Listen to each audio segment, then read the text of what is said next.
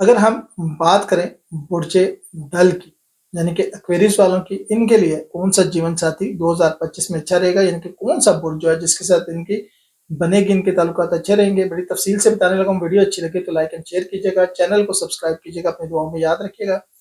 سب سے پہلے برج حمل کو ہم دیکھ لیتے ہیں ایریس کے ساتھ، ٹھیک ہے؟ ایکویریس کو ہر برج کے ساتھ دیکھتے جائیں گے، ایریس کے ساتھ دیکھتے ہیں تو برج حمل جو ہے وہ آتشی مزاج رکھتا ہے، جبکہ برج دل جو ہے وہ ہوائی مزاج رکھتا ہے۔ دونوں کا ملاپ آگ اور پانی کا ملاپ ہے۔ ان کی شادی ہو جائے تو ان کے مزاج آپس میں نہیں ملیں گے، اکثر و بیشتر لڑائی جھگڑا لگا رہے گا۔ لڑائی کا آغاز اگرچہ برج دل کی جانب سے ہی ہوگا، دونوں کو برداشت اور قربانی کی ضرورت ہوگی اپنے تعلقات کو آگے لے کے جانے کے لیے۔ دل کی اگر سور سے شادی ہو جائے یعنی کہ ٹورس والوں کی ایکویریس والوں کے ساتھ شادی ہو جائے تو برج سور خاکی مزاج رکھتا ہے اور برج دل ہوائی مزاج رکھتا ہے، اور دونوں کا ایک مشکل تعلق نظر آتا ہے۔ دونوں کی عادات اور خواہشات جو ہے وہ متضاد ہیں، جو جھگڑے کا باعث بنے گی۔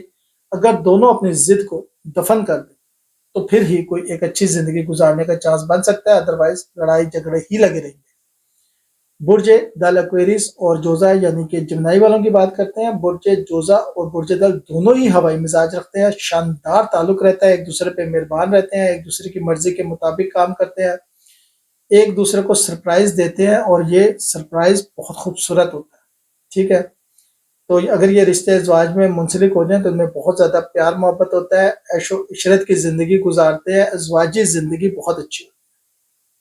اس کے بعد برج دل اور سرطان کینسر والوں کی بات کریں، برج سرطان جو ہے وہ آبی مزاج رکھتا ہے، جبکہ برج دل جو ہے وہ ہوائی مزاج رکھتا ہے۔ دونوں کی فطرت میں فرق ہے۔ اگر ان کی شادی ہو جائے تو لڑائی جھگڑا ہوتا رہے گا، اور لڑائی جھگڑے کی اکثر ابتدا برج سرطان کینسر والے فریق کی طرف سے شروع ہوتا ہے، لیکن جلدی صلح ہو جاتی ہے۔ دونوں کو اپنے تعلق کو برقرار رکھنے کے لیے بہت سی قربانیاں دینی پڑیں گی۔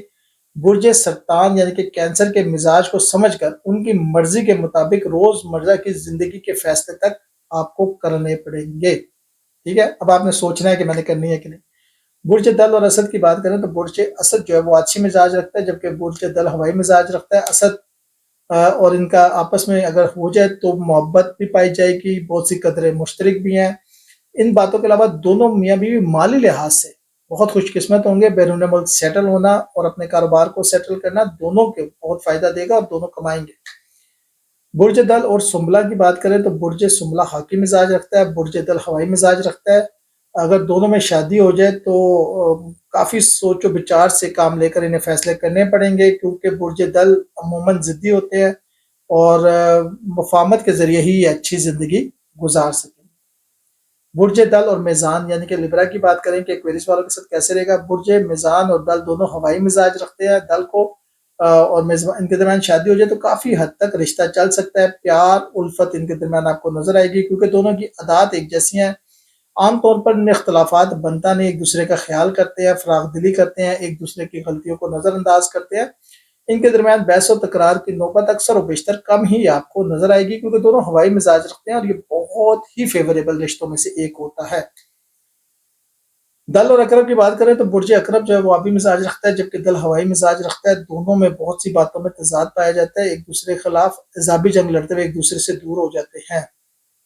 ان میں اکثر بحث و تکرار آپ کو نظر آتی ہے، اور بحث و تکرار اکثر اتنی طویل ہو جاتی ہے کہ جھگڑے کی صورت اختیار کر لیتی ہے۔